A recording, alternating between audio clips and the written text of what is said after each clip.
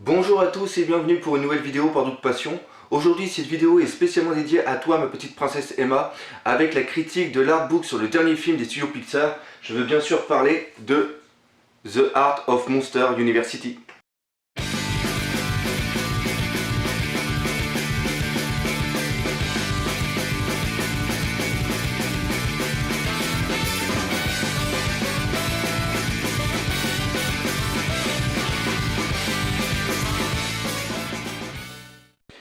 Alors ce que j'apprécie particulièrement avec tous les artbooks sur les films Disney Pixar, c'est qu'ils sont tous du même format, et ça c'est dû au fait qu'ils sont tous édités depuis plusieurs années par Chronicle Book. Alors par exemple, avec l'artbook Monster University, vous pouvez voir que c'est du même format comme j'ai dit, et ça fait vraiment classe dans une bibliothèque. L'autre chose que j'apprécie particulièrement sur cet artbook, c'est que vous pouvez voir qu'ils ont gardé la même couleur pastel que vous pouvez voir ici dans le premier artbook Monstres et compagnie. Et c'est exactement là ce que nous avons ici et aussi sur le verso. Mais ce qui est vraiment excellent au niveau de la couverture, c'est quand on enlève la jaquette comme ceci, hop, nous nous retrouvons, je ne sais pas si vous voyez bien, sur le logo de l'Université des Monstres, et je trouve que ça c'est vraiment excellent. Au niveau de l'épaisseur, vous pouvez voir qu'il est assez épais, il fait 160 pages, et je vous jure que le contenu est vraiment excellent, et c'est ce que nous allons voir maintenant. Alors comme nous l'avons vu dans l'aspect, cet artbook fait 160 pages, et je peux vous dire que le contenu est quand même pas mal rempli. Donc là vous pouvez voir déjà en première page le sigle qui reprend ce que nous avons sur la couverture, c'est-à-dire le sigle de l'Université des Monstres.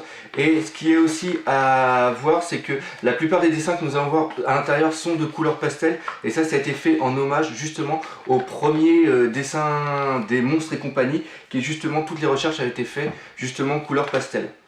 Donc là vous voyez déjà sur les premières pages la différence entre ce que nous avions en 2001 et ce que nous avons maintenant au niveau de Monstres Université. Alors comme vous pouvez voir, comme j'ai dit, pas mal de dessins en pastel, et au début quelques petites recherches justement sur Bob, mais nous allons en avoir plus justement après. Et ce qui est aussi bien, c'est que tout l'artbook va reprendre au niveau chronologique le film.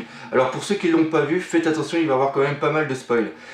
Donc au début, bien sûr, qui dit université dit recherche aussi des personnages depuis leur naissance jusqu'à l'âge adolescent, c'est-à-dire les 18 ans pour aller à l'université. Donc là c'est les recherches par rapport à Bob, et là c'est les recherches par rapport à Sully, avec les différents styles qu'il voulait lui donner. Pareil, tous les personnages vont être présents. Là nous avons la doyenne. Alors autre petite chose qui est vraiment intéressante, c'est que par rapport au texte, nous apprenons qu'au début c'était un personnage qui devait être de style dinosaure et qui devait être masculin, et au fur et à mesure du temps ils sont plus penchés vers justement une doyenne qui devait être un mélange entre un dragon et une sorte de mille pattes, et nous voyons quand même que le résultat est quand même assez convaincant. Donc après nous avons bien sûr tous les profs, et qui dit bien sûr Monstres Université dit université. Nous avons quand même pas mal de dessins sur le campus en lui-même, et après les différents bâtiments avec l'architecture. Alors nous avons aussi pas mal de dessins sur ce qui est l'atmosphère au niveau du campus, et ça c'est vraiment très bon comme vous pouvez voir. Donc quand même des dessins très fournis et aussi pas mal de recherches, et c'est tout ce qu'on demande justement à un artbook. Là justement vous avez aussi des passages qui ont voulu être mis dans le film, comme par exemple ici ce Bob faisant du jeu vidéo arcade, etc. Mais ça après ça a été retiré, c'était prévu au départ dans le film, mais après ça a été retiré. Comme par exemple aussi là Bob et Sully dans la même chambre. Mais tout ça après ça a été bien sûr retiré. Donc pareil, après nous allons passer sur les différents groupes. Là nous avons bien sûr tout ce qui a été recherche par rapport à tous les monstres, hop, je vais y arriver, présents dans l'université. On voit qu'il y a quand même eu pas mal de travail dessus. Et après là bien sûr, comme je l'ai dit, nous allons prendre chaque groupe, et chaque groupe va être détaillé avec les différents membres de chaque entre guillemets team. Donc bien sûr là c'est la capa, avec bien sûr tout ce qu'on adore, tout ce qu'on aime, c'est-à-dire là ici les statues fait en sorte de pâte à modeler pour donner la modélisation après 3D. Regardez, c'est absolument excellent. Et après bien sûr nous allons arriver sur les différents groupes, comme par exemple ici Roar, Omega Roar, etc. Leur maison, les autres. Donc tout ça c'est vraiment très très bon et c'est vraiment très très complet. Là nous avons par exemple la scène avec où justement ils doivent rattraper le cochon mascotte.